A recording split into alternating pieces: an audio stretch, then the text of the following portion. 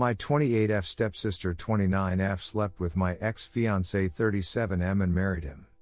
It's been 5 years and my family think I should be over it already. I changed some minor details for the sake of remaining anonymous. Also, sorry this is so long. Once I started writing I found it cathartic and couldn't stop word vomiting all over the post. TLDR at the bottom. When I was 23 now 28, I was engaged to Ryan was 32, now 37. Our engagement ended when my stepsister Kelly was 24, now 29 begged me to leave him because they loved each other but Ryan was too afraid to break up with because he didn't want to hurt me my family. When I confronted Ryan about it, he denied it, said she had been trying to come on to him for some time and he never mentioned it because he didn't want to ruin our relationship. He begged me not to believe her and so we continued how we were. Kelly grew resentful and made nasty comments about how I was forcing a man who didn't even love me to marry me because I had low self-esteem constantly.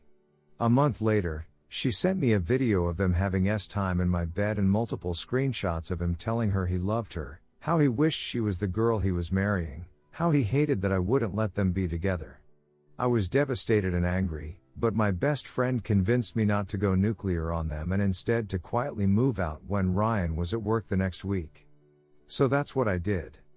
I contacted my dad and my stepmom and asked them if I could move in temporarily. I removed the money I had contributed into our joint account for wedding expenses and transferred the rest to him before closing the account.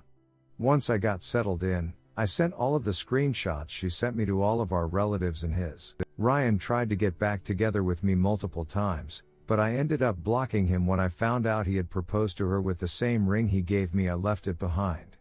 Now Kelly is my stepsister from my mom's side. I have another stepsister 36 and stepbrother 38 from my mom's second marriage and a half-sister 26. They all went to the wedding. Whenever I tried to express I was hurt by the fact they were just supporting Kelly Ryan as though what they did to me meant nothing, they would shrug it off and say they couldn't cut them out completely because they were family.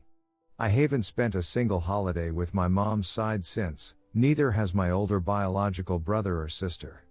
I only see my mom and half-sister when I invite them over to my place as Kelly Ryan moved in with my mom and my stepdad a year after they got married. Our relationship is very rocky, but I've grown closer to my dad's stepmom and their children, an older stepbrother and 2 younger half-siblings, who have all been very supportive since this all happened, so it's not all been bad. On New Year's Day my boyfriend, now husband, proposed to me. We had a small engagement party which I invited my mom and half-sister to. They never turned up because I was excluding half of our family. I never invited my stepdad or stepsiblings because they were pretty hurtful when it came out that Kelly Ryan were sleeping together. They claimed it wasn't their fault. I got in the way of true love and made me out to be some sort of vindictive Disney villain for being angry with them. We were planning to have our wedding ceremony this summer, but in late February my husband suggested we postponed until next year because he was concerned COVID would get worse and we would have to reschedule anyway. I ended up finding out I was pregnant a month before our original wedding date, so we had a courthouse wedding on that date with the plan to hold the ceremony next year. Only my dad's side of the family were aware of both the pregnancy and the wedding. My stepmom likes to knit, so she's been making some stuff for the baby. Recently, she posted about the things she had made on Facebook with a caption talking about how excited she was to have another grandchild soon. I was tagged in the post. I have zero issues with the post. I never told my family I wasn't going to inform my mom's side. It wasn't that I intentionally hid it from her, she just never seemed very interested in my life relationship, so I never brought it up. My mom called me an hour later to demand to know if I was pregnant and how she couldn't believe I hadn't told her she was finally going to be a grandmother. She has since invited me and my husband over to her house multiple times. I've declined every single time for the obvious reason. My stepdad, who I've barely spoken to in 5 years, has reached out to tell me how excited he is to meet the baby and my husband, same with my siblings. Even Kelly reached out to my husband to congratulate us. I was furious. The next time my mom and stepdad called me I finally laid into them. I told them I didn't want them to keep inviting me over when they knew I would be averse to see Kelly Ryan if I came. I told them how hurt and angry I still am over what they did to me and how my family dismissed my feelings. I told them how they wouldn't throw Kelly Ryan away, but they were so quick to leave me out to rot whilst I was going through the worst betrayal I'd ever experienced in my life. I told them I wasn't even sure I wanted people like them in my child's life. My mom was crying hysterically and kept saying I was being cruel, and I couldn't deprive her of her first grandchild. The thing is, my baby isn't her first grandchild. My sister has 2 adopted daughters already who my mom doesn't even try to bond with. She kept wailing about how I might be the only person in our family to even give her grandchildren. My stepsisters are both having a hard time staying pregnant, and my half-sister has proclaimed herself to be child-free. My stepdad got angry and defensive. He claimed I was petty for holding on to something that happened 5 years ago. He pointed out how I had found someone else, so I should understand how love works, and sometimes 2 people just can't help themselves. You love who you love, basically. He said Kelly Ryan were happy together, so I should be happy for them the way they're happy for me and my husband. The ironic thing is, my sister told me Kelly Ryan looked like they were on the verge of divorce and they argue constantly. My mom complains to her about them and how my siblings all hate him but pretend they like him for Kelly's sake. I ended up hanging up because I was so angry, and when I get angry, I start crying. I didn't want them to think they got to me. Since, I've been receiving texts and calls nonstop from my mom's family.